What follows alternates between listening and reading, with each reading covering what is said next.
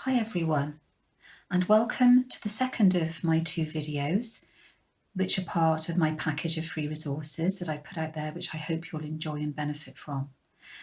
And in this video, I'm going to talk about my 6 simple step strategy for getting better command of your thinking and thought processes before you get into a negative cycle and behave or respond in a way that you would find unhelpful for you. And even if you're feeling upset, you can use this strategy to help you to think through a better way of coming to a decision about how you want to deal with a person or a situation, anything that you even feel is outside of your control, how you can come to get better perspective about it. So the strategy has an acronym of STEADY, so it's easier to remember. So it's 6 steps and 6 letters, STEADY.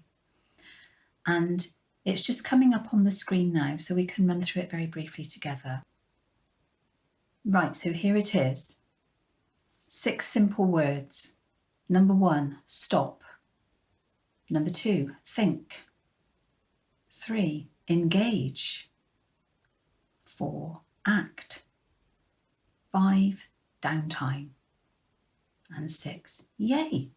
So it's time to celebrate our successes, and this is very important. So with these 6 steps, what I would say before we go through them in turn is that the first 3 and the last one preferably should be done in that order, okay?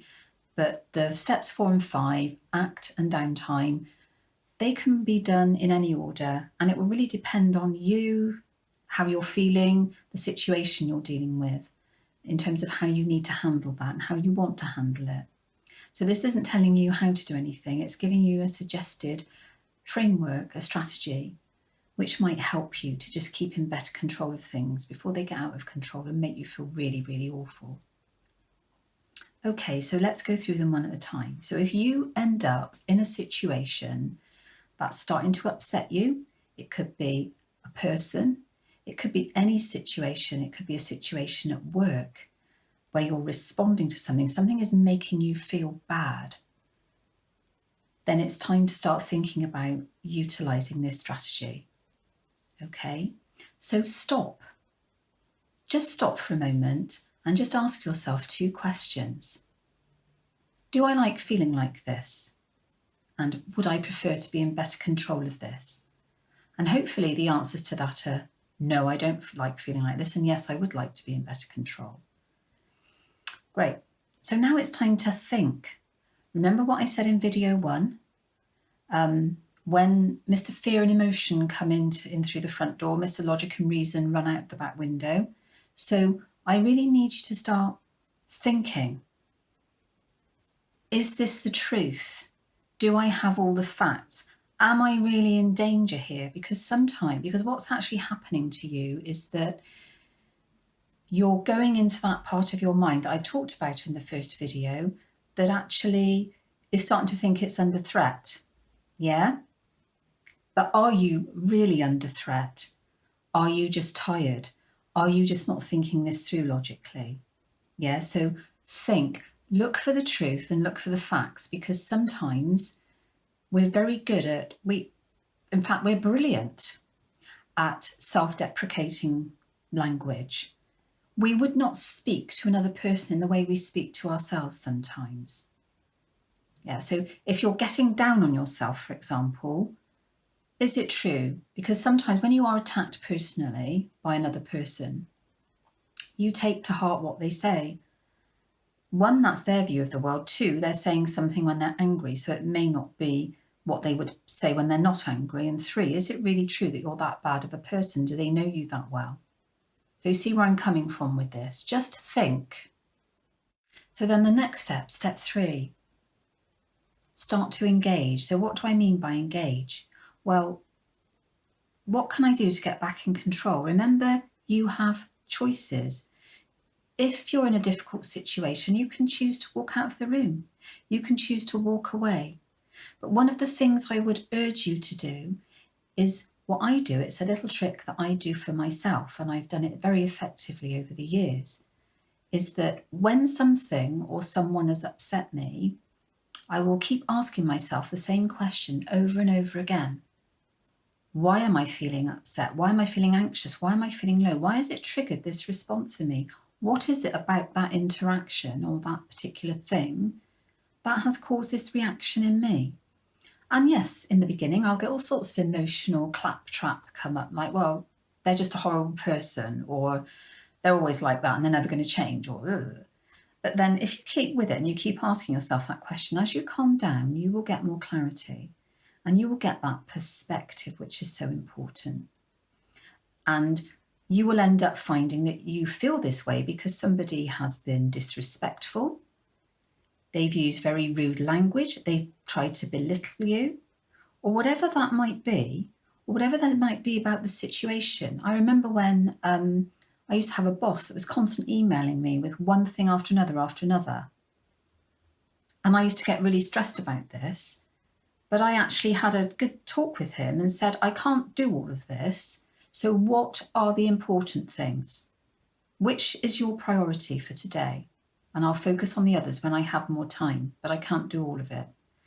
And it's just finding those ways of handling it rather than responding to it. Because when you get that answer, that's vitally important. Right, so then we come on to steps 4 and 5, which are act and downtime. What do I mean by these? Well, as I said, these can be done in any order. In a perfect world, but I couldn't find an acronym that you could easily remember to help with this. In a perfect world, we'd rather do downtime first. Okay, but let's talk about action. Downtime will help us get that really clear perspective. But when we need to act, sometimes we have to act in the moment. Sometimes we don't always have the opportunity for downtime, which is why I've said you can interchange these two. But my preference would always be that you get some downtime before you make a decision on how to act on something. But sometimes you don't need to, because you may need to just get better information, inform yourself, go and talk to a friend, get some perspective.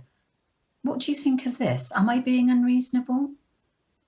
And it has to be someone you respect and trust, but get another opinion.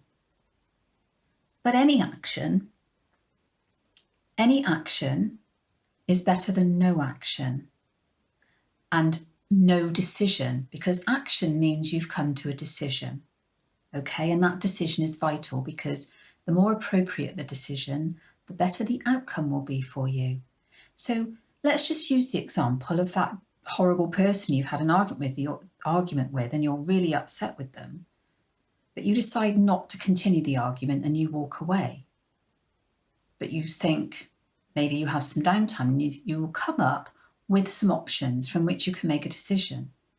And those options might be, I know exactly what's upset me, so I'm going to book some time with that person and I'm going to talk to them about it and I'm going to tell them how I'm feeling about this, because it has to stop. It keeps undermining me. Now that's brave. That's brave, and I know that takes courage. I've had to do it. When I worked in the corporate world, I had to take senior managers to task on several occasions, taking them into a private room and asking them to please not speak to me in the way they were, purely because they were so focused on results. They didn't think about how they were coming across and how they were behaving. But it soon made them think about it, and thankfully they had the intelligence and the foresight to understand that they had to do something within themselves to change it. Now, you're not always going to get that with some people. We can't control what others do, can we? But we can control what we do, and we can still have that conversation so that they know they're on notice. You may think, I need to have a conversation, but the timing has to be right.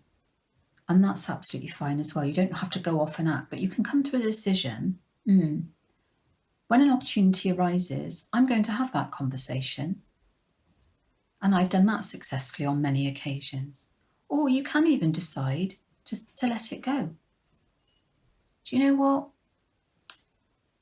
This is a battle, and I'm not going to win the war by having this battle. So I'm just going to drop it. But you really do need to let it go. And I mean, just forget about it. Okay? Don't let it eat you alive. It's not worth it. What you want is to get the best outcome. And I always say to many people, you have to make that distinction between whether you want to be right or you want to be happy. So that decision needs to come from a place of logic and reason. Great. So downtime, what do we have to say about downtime? As I said in the first video, downtime is nectar to the brain, and the more we can get of it, the better. You have my relaxation recording that you can download for free and listen to and share. If that's not your thing, although I think I use them myself.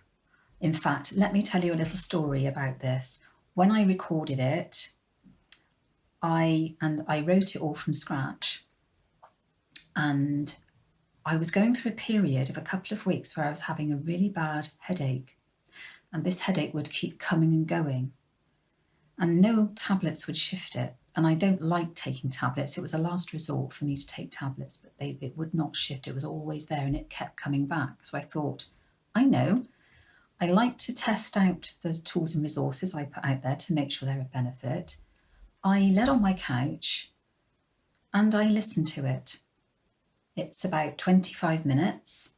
And towards the end, I dropped off. I nodded off to sleep for about 5 or 10 minutes. And when I woke up, it had finished. And guess what? My headache had gone. Because this downtime is where the brain starts processing negative things that are going on in your mind and your body. It's really, really important, downtime. It's really effective. It's a really effective tool. Meditation, even if you think it's woo-woo, this is a guided relaxation. It's really, really beneficial. But there are other things you can do. It doesn't have to be that. If that does not float your boat and you really don't want to do it, do something you love. Do something that really absorbs you and takes you out of that place where negative thinking and obsessive thought cycles and overthinking lurks. And you will find it difficult to start with. Yes, you will, because remember, the brain hates change. Remember from video 1? Doesn't like it. But get into the habit of doing it. Try it just for 5 minutes. Make the time. Go for a walk. Go for a run. You don't have to always be active, but going for a walk in nature is a brilliant way. On the beach, in the woods, in the park, wherever you are. Walking and being in nature is a brilliant thing to do for our mental health. Take your earphones with you and listen to music, uplifting music that you love. Whatever you love doing, talking to people, socialising, reading, getting immersed in a book, a film, whatever that is, just do it. Because the power of the back burner is amazing. And the best way, there is a technical term for this, but I won't bore you with that. But the best way I can describe it is that the way we utilise the power of our mind is like a bottle. And if you imagine in the body of the bottle is all the stuff that you know and all your experiences and all this wonderful information that you have access to about yourself and about what you like, what you don't like, your experience in terms of your work and everything you've learned and all those wonderful things you've achieved. But the bottle neck, the neck of the bottle is the element of that we're conscious of at any one time. And the more anxious, the more emotional, and the more stressed, and the more upset you get, the less likely you are to be able to access that wealth of information. So if you keep your mind calm and steady, you can access far more of that resource, and you'll be amazed about the inspirational answers that can come to you and the perspectives you can gain from just having that downtime. So just try it.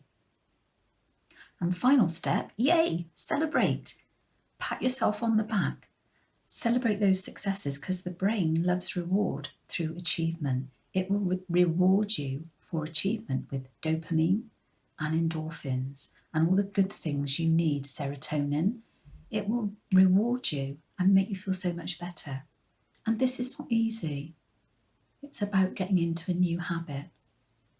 So if you are able to do this and you are able to utilize this successfully, then you need to just be aware of how amazing that ability is. So pat yourself on the back and celebrate that success. So I hope you found this video useful and beneficial. And don't forget, I would love to hear from you. I'd love to hear how you get on with it, whether you found it helpful. Please like, subscribe if you feel you want to. You won't get bombarded with information from me, but as when I produce more content, you will be notified of it, and it will give you the opportunity to see if it's something that's of interest to you. So keep in touch and let me know what topics are of interest for you, because maybe I can talk about a specific issue in a bit more detail to help you to understand it better. But thank you so much for watching. It's been a pleasure, and just look after yourselves and stay safe.